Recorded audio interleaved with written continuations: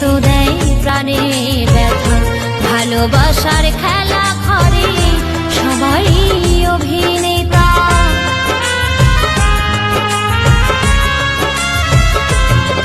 ও যারে বলি মনের কথা, সে তো দেয় প্রাণে ব্যথা।